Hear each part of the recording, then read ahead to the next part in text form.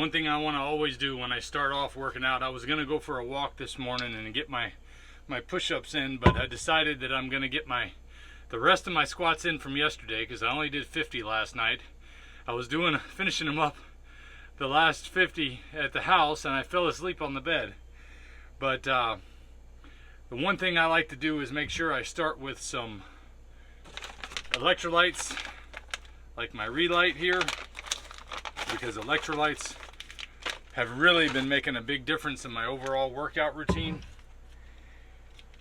And I forgot to do that this morning. I've actually already got my squats finished and got my push-ups, 25 of my push-ups done. But I got another 75 push-ups to do, and I want to make sure I got some energy.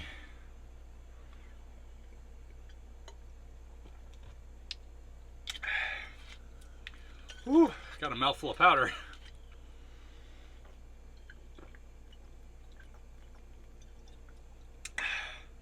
But it's really important to start off your day right with some electrolytes. At least that's what I've come to find over these past year and a half of getting in shape on this diet. Let's get these done.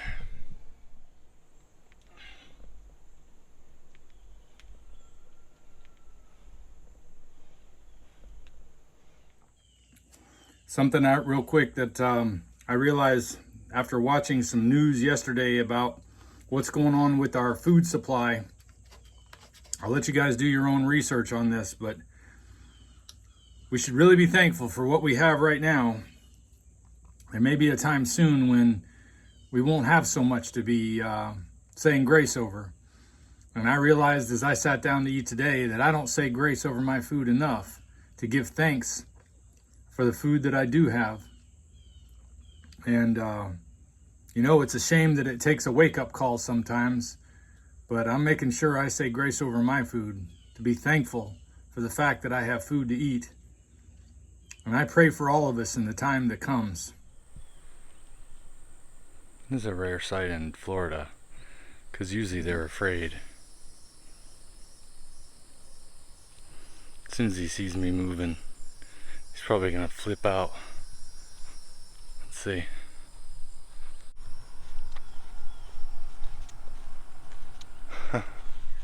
Well, I'm coming to the midway point on 3 miles here. It's almost 8 o'clock in the evening, but you can see the sun's going down back there. Here in Central Florida, it's winding up another beautiful day.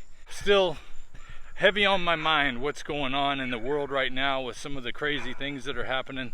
And I just want to be able to encourage you guys, because I know a lot of you are out there and you watch the news. And even if you just watch like what's going on with Jordan Peterson, he's talking to people lately that it's really just opening up what's happening in this world right now, is that we have leadership that's making very, very, very dangerous decisions. And the best thing I can say is that's all above my pay grade. I really don't know what more to say about that other than to put it in the Lord's hands and just have faith.